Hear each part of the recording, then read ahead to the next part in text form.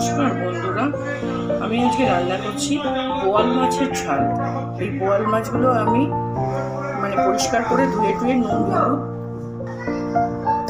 নুন হলুদ তেল মাখিয়ে রেডি করে রেখেছি। কড়াইতে তেলও গরম হতে দিয়ে দিয়েছি। এবার আমি মাছটা তেলে দিয়ে ভাজবো। তবে আমি মাছটা বোয়াল মাছ যেহেতু, ওই জন্য আমাকে মাছটাকে ঢাকা দিয়ে দিয়ে ভাজতে হবে।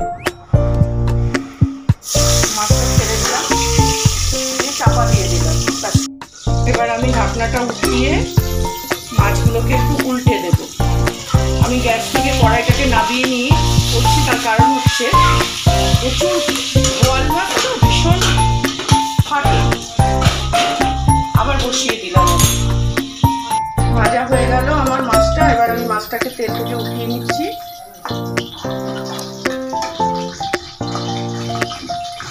বাকি মাছগুলো একবারে ভেজে নিয়ে আবার আমি ভেজে নিয়েছি। আর এই যে আমি এখন মশলাটা রেডি করে নিয়েছি। আদা, রসুন, কাঁচা লঙ্কা, আর ধনিয়া গুঁড়ো, জিরে গুঁড়ো আর কাশ্মীরি মরিচ একসঙ্গে পেস্ট করে নিয়েছি। আর এখানে টমেটোটা বেটে পিউরি করে রেখেছি। আর এখানে এই যে কুচনো পেঁয়াজটা দিয়ে তেলের মধ্যে ভেজে নেবো।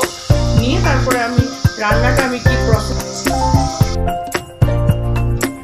তেলটা গরম হয়ে গেছে। এবার আমি তেলে কালো জিরে ফোড়ন দিয়ে দিলাম। দিয়ে এবার এই কুচনো পেঁয়াজটা আমি তেলের মধ্যে দিয়ে দিচ্ছি।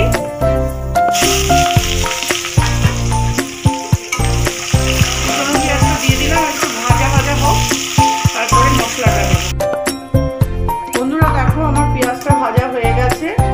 এবার আমি মশলাটা যেটা রেডি করেছিলাম সেটা দিয়ে দিলাম। দিয়ে আমি এবার একটু নুন আর হলুদটা দিয়ে দিচ্ছি।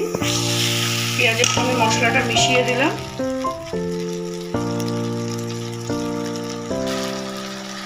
আর দিচ্ছি আমি হলুদ। এবার মশলাটাকে একটু কষিয়ে কাঁচা গন্ধটা যাওয়া পর্যন্ত, তারপরে আমি যে টমেটো পিউরিটা করে রেখেছি সেটা আমি দিয়ে দেবো। এবার আমি কাঁচা গন্ধটা চলে গেছে। এবার আমি টমেটো পিউরিটা দিয়ে দিলাম। এবার ভালো করে মশলাটাকে আমি কষিয়ে নেব। এবার মশলাটা ভালো করে কষা হয়ে গেলে পরে তারপরে আমি মাছটা দেব। দিয়ে আমি আবার দেখাচ্ছি।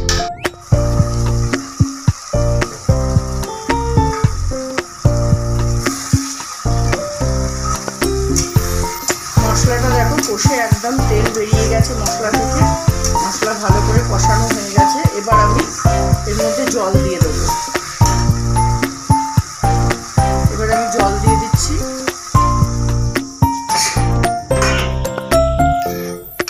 জল দিয়ে দিলাম। এবার আমি মাছগুলো দিয়ে দিচ্ছি ঝোলের মধ্যে।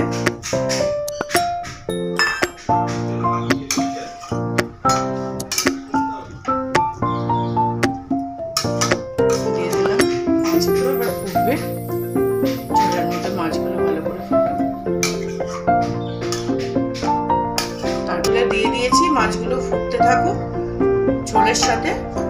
তারপরে যখন আমি এটাকে সার্ভ করবো সেই সময় আবার আমার মাছের ঝোলটা ফুটে গেছে, জাল হয়ে গেল। এবার আমি একটু নামানোর আগে একটু কাঁচা তেল দিয়ে দেবো। 1 টেবিল চামচ মতো একটু কাঁচা তেল দিয়ে দিলাম। দিয়ে এবার আমি গ্যাসটা অফ করে দিচ্ছি।